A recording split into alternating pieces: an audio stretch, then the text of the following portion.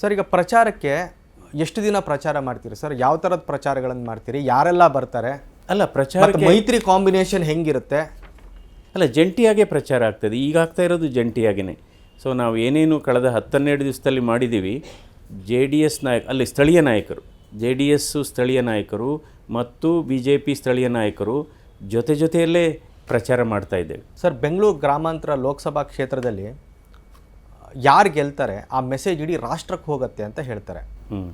ಇದು ನಿಜಾನಾ? ಇಲ್ಲ, ಯಾವಾಗಲೂ ಅಷ್ಟೇ. ಒಂದು ತುಂಬ ಈ ರೀತಿ ಫೋಕಸ್ಡ್ ಅಥವಾ ಹೈ ಪ್ರೊಫೈಲ್ ಕ್ಷೇತ್ರ ಸಾಮಾನ್ಯವಾಗಿ ಸುದ್ದಿ ಮಾಡುತ್ತೆ. ಸರ್, ಈಗ ಯಡಿಯೂರಪ್ಪನವರು ಇದ್ದಾರೆ, ವಿಜಯೇಂದ್ರ ಅವರು ಇದ್ದಾರೆ, ಇವ್ರದ್ದೆಲ್ಲ ಏನು ಸಪೋರ್ಟ್ ಇದೆ ಸರ್ ತಮಗೆ? ಅಥವಾ ಅವ್ರು ಏನಾದರೂ ಮಾತಾಡಿದಾರಾ ತಮ್ಮ ಜೊತೆಗೆ ಪ್ರಚಾರದ ಬಗ್ಗೆ? ಅಲ್ಲ ಹೌದು, ಈಗ ನಾನು ಏಪ್ರಿಲ್ 4ರಂದು ನಾಮಪತ್ರ ಸಲ್ಲಿಸ್ತಾ ಇದ್ದೇನೆ. ಬೆಳಗ್ಗೆ 10 ಗಂಟೆಗೆ ರಾಮನಗರ DC ಆಫೀಸ್ನಲ್ಲಿ ನಾಮಪತ್ರ ಸಲ್ಲಿಸ್ತಾ ಇದ್ದೇನೆ. ಅದಕ್ಕೆ ವಿಜೇಂದ್ರ ಅವರು ಬರ್ತಿದ್ದಾರೆ. ಈಗ ಆಲ್ರೆಡಿ ಮಾತಾಡಿದ್ದೇವೆ. ಅವರು ಕೂಡ ಅವರು ಕೂಡ ಎಲ್ಲ ಪ್ರಚಾರಕ್ಕೆ ಬರ್ತಾರೆ. ವಿಜೇಂದ್ರ ಅವರು ಬರ್ತಾರೆ, ಯಡಿಯೂರಪ್ಪನವರು ಬರ್ತಾರೆ, ಅಶೋಕ್ ಅವರು ಬರ್ತಾರೆ. ನಂತರ BJP MLAs ಇದ್ದೇ ಇದ್ದಾರೆ. RR ನಗರದಿಂದ ಮುನಿರತ್ನ ಇದ್ದಾರೆ, ಬೆಂಗಳೂರು ಸೌತಿಂದ ಕೃಷ್ಣಪ್ಪ ಅವರು ಇದ್ದಾರೆ. ಈಗ ಆಮೇಲೆ ನಂತರ ನಮ್ಮ ಮಾಜಿ ಶಾಸಕರುಗಳಿದ್ದಾರೆ.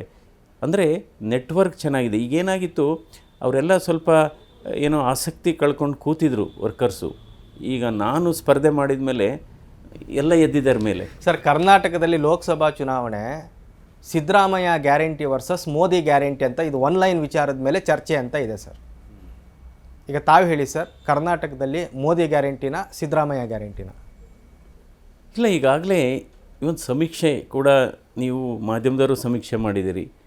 ಹೆಚ್ಚು BJPನೇ ಕರ್ನಾಟಕದಲ್ಲೂ ಕೂಡ ಹೆಚ್ಚು ಲೋಕಸಭಾ ಸೀಟನ್ನು ಗೆಲ್ಲೋದು ಅಂತ ಸಮೀಕ್ಷೆಗಳು ಹೇಳ್ತಾ ಇದೆ. ಹೀಗಾಗಿ ಅಂದರೆ ಕೇಂದ್ರ ಈ ಲೋಕಸಭಾ ಚುನಾವಣೆ ನೋಡುವ ದೃಷ್ಟಿಕೋನನೇ ಬೇರೆ, ವಿಧಾನಸಭಾ ಚುನಾವಣೆಯ ನೋಡುವ ದೃಷ್ಟಿಕೋನನೇ ಬೇರೆ. ಸೊ ಹಾಗಾಗಿ ನಮ್ಮ ಮತದಾರರು ಪ್ರಜ್ಞಾವಂತರಿದ್ದಾರೆ. ನೋಡಿ, ಲೋಕಸಭೆಗೆ ಅಂದರೆ ವಿಧಾನಸಭೆ ಗೆದ್ದಂಥ ಸ್ಥಳದಲ್ಲಿ ಲೋಕಸಭೆಗೆ ಬೇರೆ ಪಕ್ಷಕ್ಕೆ ಓಟ್ ಹಾಕ್ತಾರೆ. ಸೊ ಆ ರೀತಿ ಆಗುತ್ತೆ. ರಾಜಕೀಯದಲ್ಲಿ ಭಾಳ ಸ್ಥಿತಪ್ರಜ್ಞತೆಯನ್ನು ಕಾಪಾಡ್ಕೋತಾ ಇದ್ದೀರಿ ತಮ್ಮ ಮಾತುಗಳಲ್ಲಿ. ಅದು ಯಾವಾಗಲೂ ಅಷ್ಟೇ.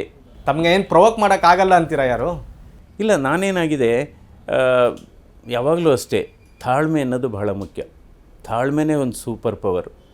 ಅಂದರೆ ಸಾಂದರ್ಭಿಕ ಮೌನನೂ ಇರಬೇಕಾಗುತ್ತೆ, ತಾಳ್ಮೆನೂ ಇರಬೇಕಾಗುತ್ತೆ. ಅಂದರೆ you should be a good listener.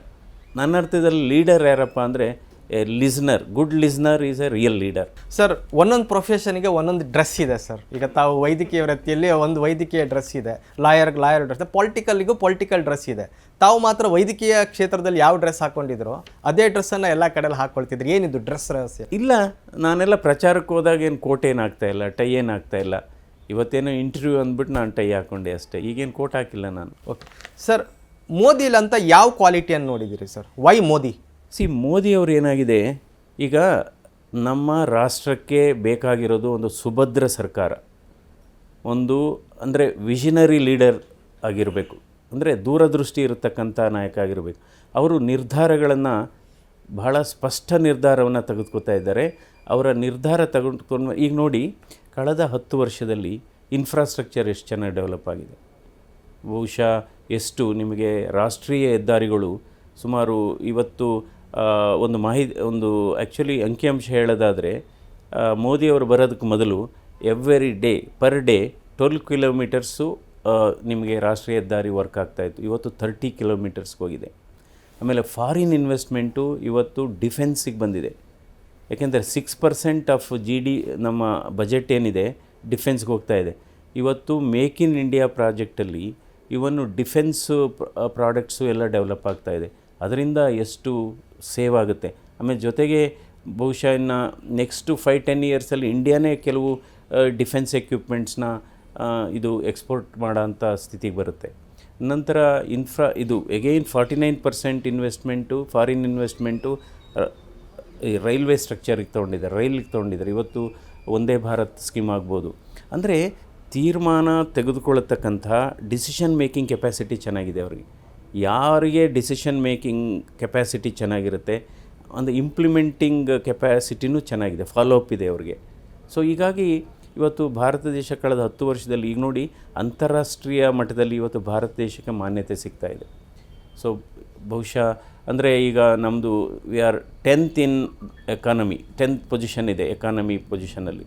So ಈಗ already we have moved up to 5th position. So ಬಹುಶಃ ನೆಕ್ಸ್ಟ್ 5 ಇಯರ್ಸಲ್ಲಿ India will be the 3rd biggest economy force ಆಗುತ್ತೆ. ಹೀಗಾಗಿ ಅಂದರೆ ಅಸರ್ಟಿವ್ ಇರಬೇಕು ಲೀಡರ್ ಅಂದರೆ, ಡಿಸಿಸಿವ್ನೆಸ್ ಇರಬೇಕು, ಡಿಸಿಷನ್ ಮೇಕಿಂಗ್ ಕೆಪಾಸಿಟಿ ಇರಬೇಕು. ಇವಾಗ ಯಾವುದು ಗೊಂದಲ ಇಲ್ಲ ನೋಡಿ. ಇವನ್ನು ಕೆಲವೆಲ್ಲ ಬೇರೆ ಬೇರೆ ಆ್ಯಕ್ಟಿವಿಟೀಸು ಅದು ಎಲ್ಲ ಅಂದರೆ ಸಮ್ ಆ್ಯಂಟಿ ಸೋಷಿಯಲ್ ಆ್ಯಕ್ಟಿವಿಟೀಸ್ ಅದು ಕೂಡ ಕಡಿಮೆ ಆಗಿದೆ, ಟೆರರಿಸ್ಟ್ ಆ್ಯಕ್ಟಿವಿಟೀಸು ಕಡಿಮೆ ಆಗಿದೆ. ನ್ಯೂಸ್ ಫಸ್ಟ್ ನಿರ್ಭೀತಿಯಿಂದ ನಿಮ್ಮ ಪರವಾಗಿ.